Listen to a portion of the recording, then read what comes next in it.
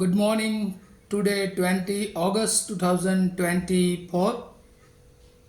Today, we learn about the Proverbs chapter 4, verse 11 to 17.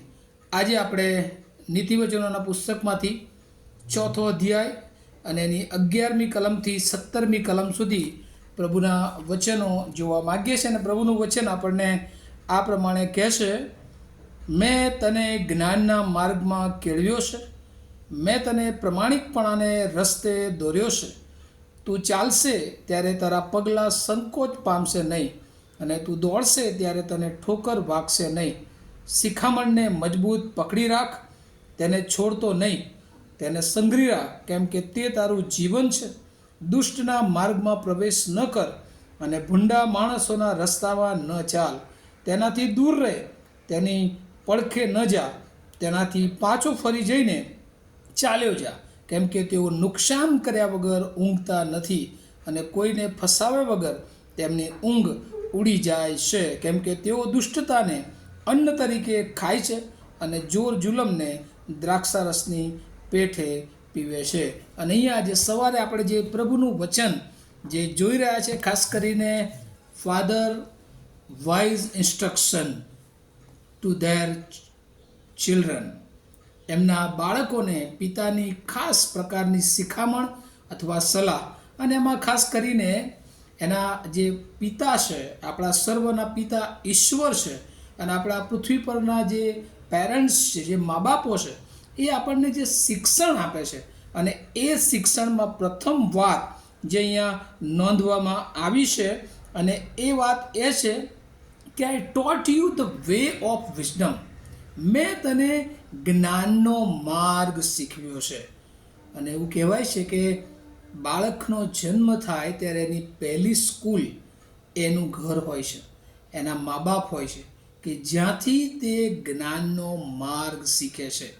કારણ કે સમયે સમયે એને સન્ડે સ્કૂલમાં મોકલવું, સમયે સમયે એને સલાહ આપવી, સમયે સમયે એના ફિઝિકલ જે ગ્રોથ છે એની સંભાળ રાખવી, શું કરવું જોઈએ આ જીવનમાં, શું ન કરવું જોઈએ, એ બધા જ સલાહ સૂચનો આ પૃથ્વી પરના મા બાપો તરીકે પણ આપણે જ્યારે નાના હોય છે, બાળકો હોય છે, ત્યારે આપે છે.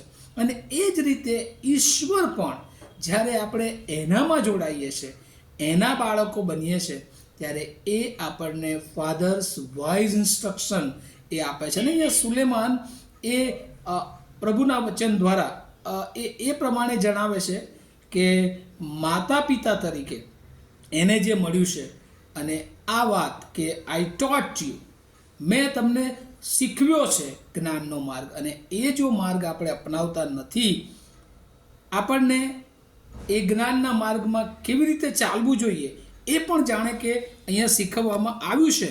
અને જ્ઞાનનો માર્ગ કેળવ્યો છે, ટોટ યુ, શીખવ્યો છે. અને ત્યાં લખવામાં આવ્યું છે કે 11મી કલમના, મેં તને પ્રમાણિકતાના રસ્તે દોર્યો છે. I lead you the uprighteousness, the way of uprighteousness, ન્યાયીપણાના માર્ગ, પ્રમાણિકતાના માર્ગે એ દોર્યો છે. ત્રીજો કયો માર્ગ દોર્યો છે કે જો આ માર્ગે આપણે ચાલીશું તો આપણે આપણા જીવનમાં એ કદી સંકોચ પામવો પડશે નહીં. જો આ માર્ગમાં આપણે ચાલીશું અથવા દોડીશું તો આપણને કદી ઠોકર વાગશે નહીં.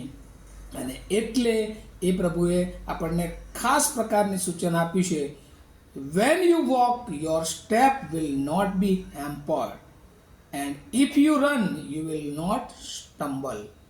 જો તું આ માર્ગ ઉપર ચાલશે તો તને સંકોચ લાગશે નહીં, અને જો તું દોડશે તો તું ઠોકર ખાશે નહીં. You will not stumble.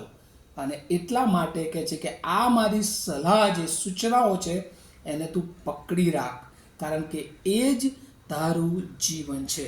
અને સમયે સમયે જે ઈશ્વર તરફથી, આપણા માતા પિતા જે ઈશ્વર આપણને ભેટ રૂપે આપ્યા છે આ પૃથ્વી પર, એમના તરફથી જે કંઈ સલાહ સૂચનો મળે છે એ આપણે માનીએ, એના પ્રમાણે જીવન જીવીએ. કારણ કે ઘણી બધી વાર જે બાળકો મા બાપની સલાહ માનતા નથી, એ લોકોને પછી પાછળથી ઘણી બધી વાર એ પસ્તાવાનો વખત આવતો હોય છે. અને જે મા બાપની સલાહ માનતા નથી, જે પ્રમાણિકતાનો માર્ગ પસંદ કરતા નથી, જે જ્ઞાનને સ્વીકારતા નથી, એમના માટે શૈતાન એ એમના જીવનના, એમના હૃદયના વિચારોમાં એ એન્ટર થાય છે અને એ લોકો દુષ્ટતાના માર્ગમાં એ પ્રવેશ પામે છે. અને અહીંયા આગળ જે આપણે કલમો વાંચીએ છીએ કે દુષ્ટતાનો માર્ગ જ્યારે આપણા જીવનમાં એન્ટર થઈ જાય છે ત્યારે એ માર્ગ હંમેશા, અહીંયા તો બહુ સરસ 17મી કલમ, they eat the bread of witness, the bread of wickedness, એટલે દુષ્ટતા કરવાના તરફ અથવા દુષ્ટતા કર્યા વગર તેઓ રહી શકતા નથી. અને તેઓ કહે છે કે જોર જુલમ રૂપી પાણી પીવે છે. અને એટલે હંમેશા દુષ્ટનો માર્ગ એ દુષ્ટતા તરફ દોરી જાય છે. અને એટલે કહે છે કે આપણે પ્રમાણિકતાનો માર્ગ, જ્ઞાનનો માર્ગ સ્વીકાર્યો છે તો એ પ્રમાણે ચાલીએ, નહીં તો એક વખત એવો આવશે કે એ દુષ્ટતાનો માર્ગ આપણને દુષ્ટતા તરફ દોરી જશે. એટલું જ નહીં પણ જે ઈશ્વરે આપેલું જીવન છે એનાથી પણ આપણને દૂર લઈ જઈ શકે છે. પણ પ્રભુએ આજે સવારે આ બે માર્ગોની વાત કરી છે, પ્રમાણિકતાનો માર્ગ અથવા સદાચારનો માર્ગ અને દુષ્ટતાનો માર્ગ.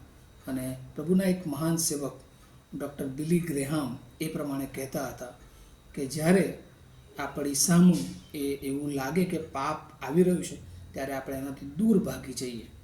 આપણે બાઇબલમાં યુસુફના જીવનમાં પણ જોઈએ છે કે જ્યારે એ પાપ આવે છે ત્યારે એનાથી દૂર ભાગી જાય છે.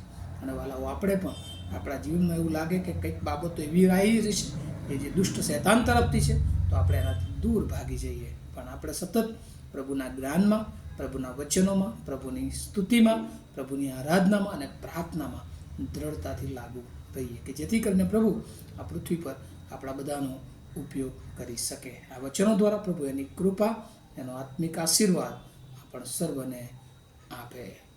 Thank you very much and wish you all the best for this day, all of you.